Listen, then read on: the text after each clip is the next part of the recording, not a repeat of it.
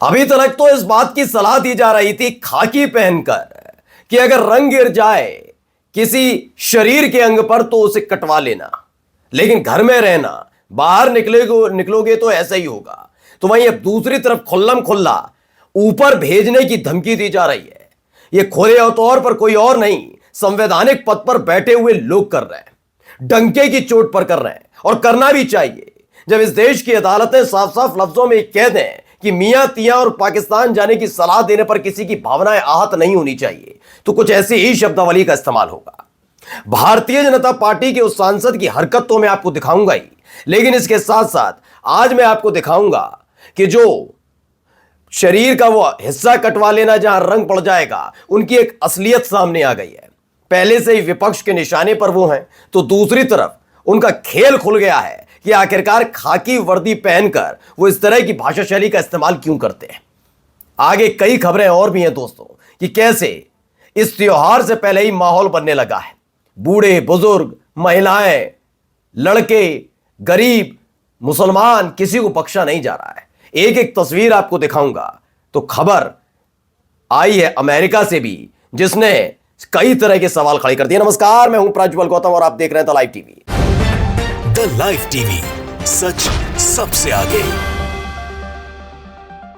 पहले खबर की शुरुआत करूंगा एक बयान के साथ। जरा इस बयान को सुनिएगा और उसके बाद फैसला लीजिएगा क्या है। देखिए, सुनिए, उत्तेजना से भरा हुआ ये बयान आपकी दर्शाती है। भाई, ये पढ़ने का संस्थान है कि इस तरह की हरकत करने का संस्थान है? अच्छा, इनकी मानसिकता चेंज होने में थोड़ा टाइम लगेगा। जैसे हिंदू भाई बहनों ने मुझसे कहा, अच्छा, मैंने उनसे कहा आप धूमधाम से होली मनाइए, कोई भी प्रॉब्लम होगी, कोई भी अराजकता पहुंचाएगा, उसे उसी तरह से निपटा जाएगा। कोई किसी की औकात नहीं कि अलीगढ़ के अंदर मुस्लिम यूनिवर्सिटी में अराजकता फैलाए। देखिए, अराजकता फैलाने वाले को उत्तर प्रदेश में जगह नहीं है, नहीं मानेगा तो उसका ठिकाना ऊपर ही है, ऊपर भेज दिया जाएगा। बताइए, ऊपर भेजने की अब खुल्लम खुल्ला धमकी दी जा रही है। ये अलीगढ़ के सांसद सतीश गौतम है, तो इस तरह का बयान देते हुए नजर आते हैं। ये सांसद हैं, संवैधानिक पद है, लेकिन देखिए कार्रवाई है, पुलिस है, जेल भेज देंगे। ये अच्छा शब्द है और होना भी चाहिए। जो अराजकता फैलाएगा जेल, लेकिन सांसद का ये कहना कि ऊपर पहुंचा देंगे, तो ये खुल्लम खुल्ला धमकी है। अब देखिए, भारत समाचार की खबर है, संभल में सीओ अनुज ने करवाया था दंगा, कह रहे थे गोली चलाओ। रामगोपाल यादव अखिलेश यादव के चाचा हैं और उन्होंने साफ साफ कहा कि यही वो सीओ हैं जिन्होंने दंगा करवाया था संभल में। वहीं दूसरी तरफ देखिए, संजय सिंह भी नाराज है, आम आदमी पार्टी के सांसद है, क्या कह रहे हैं। ऐसे में अगर मुस्लिम समुदाय के लोगों को दिक्कत है तो उनको होली के दिन बाहर ही नहीं निकलना चाहिए। अरे वो लफंडर टाइप का सीओ है, रोज आप लोग उसका बयान लेके उसको हाईलाइट करते रहते हैं। ईओ सीओ, इन लोगों के बयान, ये सब गुलाम है। अभी कल को सरकार बदलेगी, दूसरी भाषा बोलने लगेंगे। किस मुसलमान ने कहा कि हम होली के दिन डिस्टर्ब करेंगे? बिल्कुल सही बात। काव्या लिखते हैं, संभल के सीओ पर बोले संजय सिंह, बोला अरे वो लफंडा टाइप का सीओ है, कल को सरकार बदलेगी, इनकी भाषा बदली जाएगी। और देखिए, इन्हीं की नहीं, इन अधिकारियों के साथ साथ उन तमाम न्यूज चैनल के पत्रकारों और एंकर की भी, जो उपद्रवियों को, केवल मुसलमानों को उपद्रवी साबित करने पर टूटे हुए हैं। जैसे थोड़ी देर पहले वीडियो में उन्होंने दिखाया था, चित्रा त्रिपाठी ने कहा था। अब असलियत क्या है जरा देखिए। पुनीत कुमार सिंह है, ये भी पत्रकार हैं, वो लिखते हैं। एक तस्वीर है जिसमें आपको अनुज चौधरी नजर आते हैं, उनके बराबर में अमित चौधरी हैं। ये है संभल के सीओ अनुज चौधरी, उनके ठीक बगल में अनुज के भाई अमित चौधरी। अमित चौधरी मुजफ्फरनगर में बीजेपी के नेता है और सदर ब्लॉक प्रमुख हैं। इसके अलावा अमित बीजेपी के जिला उपाध्यक्ष भी हैं। तो ये क्यों ऐसा बोलते हैं अब समझ गए होंगे। अब आइए, एक और वीडियो निकलकर सामने आई इसी दौरान, देखिए क्या हो रहा है।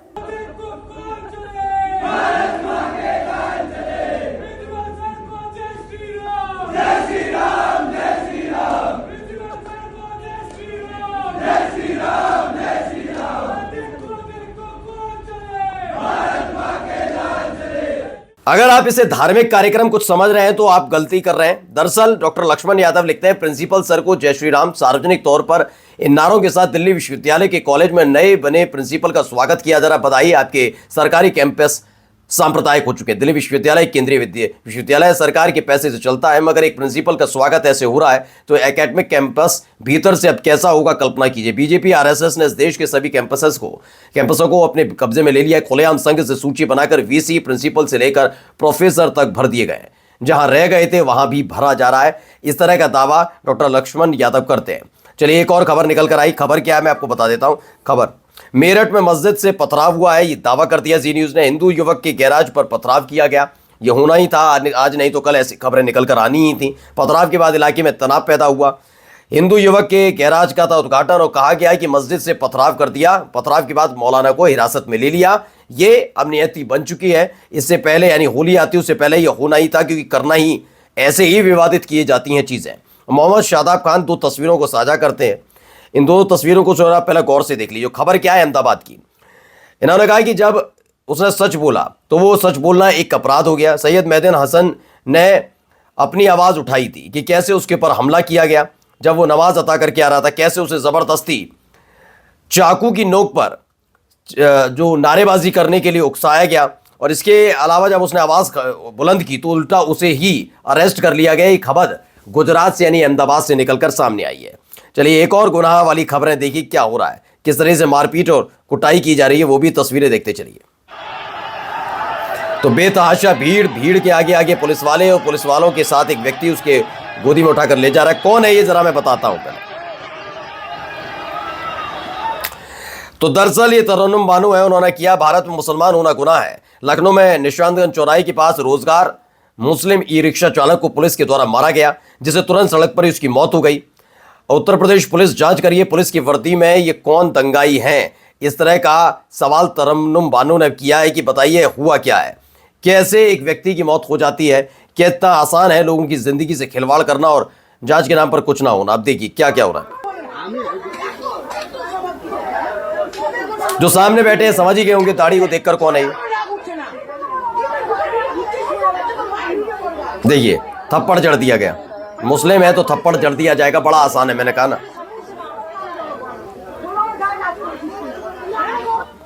दरअसल इनकी भाषा अगर आप नहीं समझ पा रहे हैं तो मैं समझा देता हूं, बताता हूं। ये पश्चिम बंगाल की था मुस्लिम स्पेस।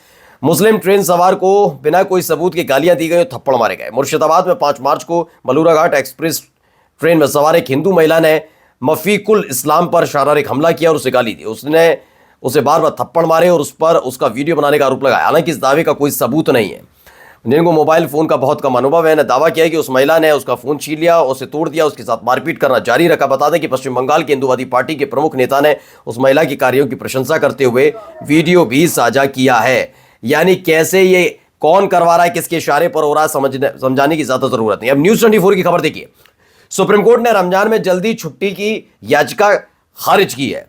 दरअसल ये एक बात बनी कि किस तरीके से जल्दी छुट्टी कर जाए रमजान के मौके पर, किस तरह से होता है, इफ्तार होता है, दिन भर पानी खाना नहीं खाते, एक अन्न का दाना नहीं लेते हैं मुसलमान। तो इस पर एक याचिका डाली गई थी कि मुसलमानों की छुट्टी के खिलाफ सुनवाई का सुप्रीम कोर्ट का इनकार कर दिया। सीजेआई जस्टिस खन्ना ने उच्च न्यायालय जाने की सलाह दी है। याचिकाकर्ताओं ने याचिका वापस लेने की अनुमति मांगी है।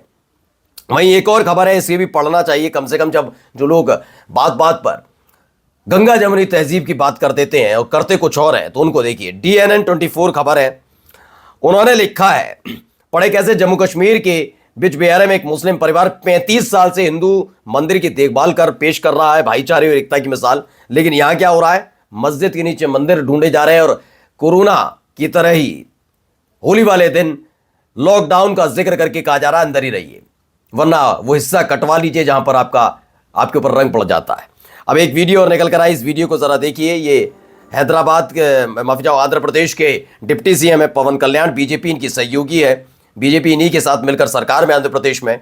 और देखिए वो किस तरीके से आराम से बैठकर जो रमजान के दौरान इफ्तियार होता है उसका आनंद उठा रहे हैं, लेकिन वहां दूसरी तरफ खेल किया जाए कोई फर्क नहीं। अब दिल्ली से भी खबर है, विक्रम की दिल्ली में महिलाओं के साथ खेला हो गया। चुनाव के समय कहा था हर महिला को 2500 दिए जाएंगे, लेकिन अब नड्डा जी बता रहे हैं सिर्फ बीपीएल कार्ड धारकों को ही पैसे दिए जाएंगे, और वो भी केवल ऐसी महिलाओं को जो किसी भी सरकारी योजना का लाभ नहीं लेती। क्या ऐसी महिला मिलना संभव है? नहीं है। और ये खेल कर दिया नहीं कर दिया। अब देखिए आज तक की भी खबर है, बीपीएल कार्ड जरूरी, 21 से 60 साल की उम्र, दिल्ली में इन महिलाओं को मिलेंगे 2500 रुपए। थोड़ी देर में कैबिनेट की बड़ी बैठक होगी। इसमें फजीयत हो रही थी, तो फजीयत से बचने के लिए किया, लेकिन क्या किया, खेल उसमें भी। अब एक और खबर निकल कर आई, इस खबर को देखिए। हरियाणा से खबर है, कैसे खेल कर रहे हैं। पहले इस तस्वीर को, वीडियो को जरा देख लीजिए। क्या क्या है, कंप्यूटर है, लैपटॉप और प्रिंटर्स हैं, काफी दस्तावेज बरामद हुए हैं, क्या है जरा इसको लेकर खबर है। रणदीप सिंह सुरजेवाला की हिसार में लिखित परीक्षा कराई, चंडीगढ़ में इंटरव्यू करा दिया, भिवानी में हेडक्वार्टर, नियुक्ति पत्र के साथ पूरे हरियाणा में सरकारी कामकाज। राज खोला तो पता चला सब नकली था, 2 करोड़ का लेन देन असली था। भाजपा सरकार की नाक के नीचे 1 साल तक हरियाणा में चलता रहा नकली सरकारी विभाग। शर्म करो हरियाणा की भाजपा सरकार, ये वो कहते नजर आते हैं। अब डोनाल्ड ट्रंप को भी जरा थोड़ा सा सुन लीजिए क्या कुछ कह रहे हैं। Line. India charges us massive tariffs, massive. You can't even sell anything into India. It's almost restrictive. It is restrictive. You know, we do very little बड़ा बयान है अपने आप business में। inside. They've agreed. By the way, they want to cut their tariffs way down now because somebody's finally exposed. अब देखिए, कांग्रेस ने America के राष्ट्रपति का कहना है कि वो भारत को बेनकाब कर रहे हैं, ये भारत का अपमान है। ट्रंप ने यह भी कहा कि उनसे डरकर नरेंद्र मोदी ने टैरिफ कम कर दिए। नरेंद्र मोदी को बताना चाहिए कि ट्रंप को खुश करने के लिए क्या समझौते किए गए, देश के सम्मान को गिरवी क्यों रखा। यह बेहद गंभीर मामला है, इस पर मोदी सरकार को देश को जवाब देना चाहिए। साथ ही सर्वदलीय बैठक बुलाकर इससे जुड़े हर मुद्दे पर चर्चा हो ताकि यह सुनिश्चित किया जा सके कि राष्ट्र हित सर्वोपरि है। लेकिन नहीं, जहां डोनाल्ड ट्रंप का जिक्र होगा वहां तो दोस्त है ना, तो दोस्ती के नाते कुछ भी कह सकते हैं। भाई पिछले वाले को तो तूतड़ा करके बात करते थे, इससे पता नहीं कैसे बात करते हैं, और इसीलिए सब कुछ चरणों में रख दिया गया है। मनीष से सेवालिया लिखते हैं, भारत हम पर भारी टैरिफ लगाता है, भारत में कुछ भी नहीं बेच सकते। लेकिन अब कोई ट्रंप है जो भारत के कारनामों की पोल खोल रहा है, इससे भारत टैरिफ में भारी कटौती करने की तैयार हो गया। आसान भाषा में ट्रंप का कहना है नरेंद्र मोदी उसके सामने झुक गए और खुल्लम खुल्ला चीजें चल रही हैं। डोनाल्ड ट्रंप छुपकर या अप्रत्यक्ष तौर पर पर्दे के पीछे रहकर नहीं बोल रहे, साफ साफ बोल रहे हैं। सपना सिंघानिया लिखते हैं, ट्रंप ने सीधा कह दिया मोदी दबाव में झुक गए और अमेरिका को खुश करने के लिए टैरिफ कम कर रहा है। देश और देशवासियों की इतनी बेइज्जती पहले कभी नहीं हुई। हर मंच पर विश्व गुरु 56 इंच अटल नेतृत्व के दावे और हकीकत में झुकते झुकते कमर टूट गई। पहले इवेंट्स में हाउडी मोदी और नमस्ते ट्रंप की नौटंकी, और अब वही ट्रंप खुलेआम लताड़ रहे हैं। यह आत्मनिर्भर भारत है या आत्मसमर्पण भारत, इसका जवाब मोदी को देना होगा। लेकिन फिलहाल वो वंतारा में अपने दोस्त के बनाए हुए जू में घूम रहे हैं, उन्हें क्या फर्क पड़ता है। अब जरा देखिए दोनों ही तरफ की तस्वीर किसी ने साझा की है, पहले सुनिए क्या कह रहे हैं। सौगंध मुझे इस मिट्टी की, ओके, सौगंध मुझे इस मिट्टी वाह वाह, की, सुनते रहिए। मैं देश नहीं मिटने वाह वाह वाह वाह वाह, मैं देश नहीं रुकने ओह, दूंगा, मैं देश नहीं अरे रे रे रे रे झुकने रे, अब सुनिए। And you just go right down the line. India charges us massive tariffs, massive. You can't even sell anything into India. It's almost restrictive. It is restrictive. You know, we do very little business inside. They've agreed, by the way, they want to cut their tariffs way down now because somebody's finally exposing them for what they've done. बताइए, exposing जैसे शब्द का इस्तेमाल, lay down जैसे, मैं देश नहीं झुकने दूंगा, मोदी की दोस्ती देश पर भारी पड़ गई है, ये लगातार सवाल उठ रहे हैं।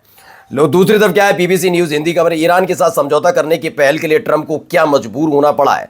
यानी दूसरी तरफ ईरान जिस पर प्रतिबंध लगते रहे, उसके सामने खुद डोनाल्ड ट्रंप झुक रहे हैं, और एक हमारा भारत है जो सच्चा दोस्त बताता है अमेरिका को, वो कैसे शब्द का इस्तेमाल कर रहा है। यही है असली इंडिया क्या, नरेंद्र मोदी साहब। नमस्कार।